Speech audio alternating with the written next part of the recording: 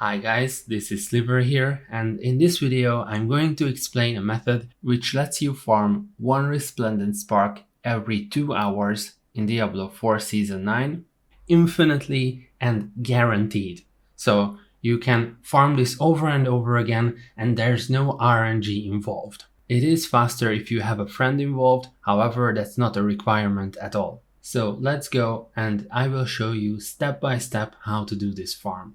First of all, you want to create a brand new character with the same class as your main or most powerful character.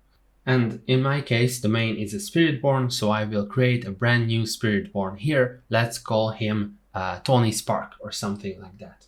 Log in with this new character and level him all the way to level 60. Now, this is the part when your friend can help. The fastest way to level to 60 if you get boosted inside the pits. This would take around 20 to 30 minutes depending on how high the pit is. You can also use other methods of leveling, such as passing on whisper caches from your main to your new character, or you can just go through the Hell Tide, or you can use the Nightmare dungeons with the new Forgotten Wisdom FX that makes the enemies spawn some experience orbs at their death. During leveling, you should also progress the seasonal questline up until you have access to the seasonal reputation board, and if you want to, you can do whatever with the seasonal questline. You can continue it, you can leave it there, it doesn't matter for this farm. Once you reach level 60, transfer your main character's gear onto this new character by unequipping it, putting it in your stash, and then logging out back to your new character and equipping it there. This way you can transfer a large amount of power from your main character to this new character. Next, what you have to do is juice up this new character by assigning the skill points, assigning all the paragon points, but don't bother with glyphs. You don't need to level glyphs for what we are going to do, and glyphs would take a long time to level up, so we skip them. So now we have a character prepared. Next, we are going to get into the pits. For the pits, I suggest unlocking Torment 2 difficulty. For Torment 2, all you have to do is complete pit level 25, which should be pretty easy with your character's new gear.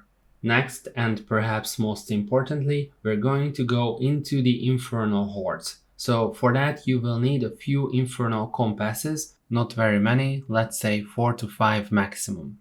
Now, compasses are very common this season, so you should have a bunch of them lying around. If not, you can farm Belial for them. Belial always almost drops a compass, or you can get them from Helltide chests or Whisper caches. Once you got your infernal compasses, get into the infernal hordes and start grinding with your new character. You will see that you get a ridiculous amount of reputation, more precisely 480 for each elite you kill, and this will cause the reputation track to go flying towards completion very fast. You should be able to complete your reputation track really fast. There's a few tricks to speed up the process. You will want to kill as many elites as possible inside the infernal hordes, so try to choose all options that involves elites inside the infernal hordes, and this will maximize your reputation gain. And when you reach the max level, which is level 18 on the reputation board, then you can just teleport out and claim your reward, which is a Resplendent Spark. For me, it took 4 10-wave Helltides to reach the max level, but this will depend on your clear speed and your character strength.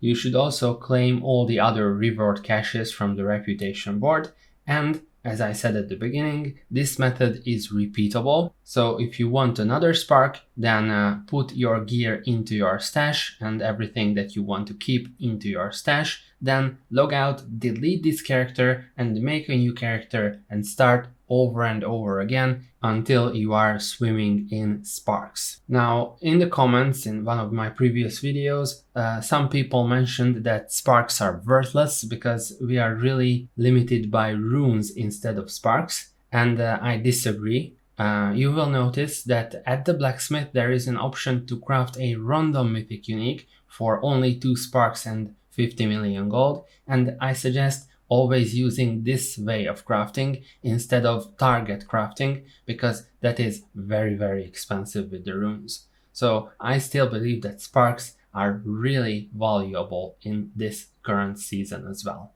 And that's it. I hope you found this guide useful. If you did, then feel free to comment, like, and subscribe.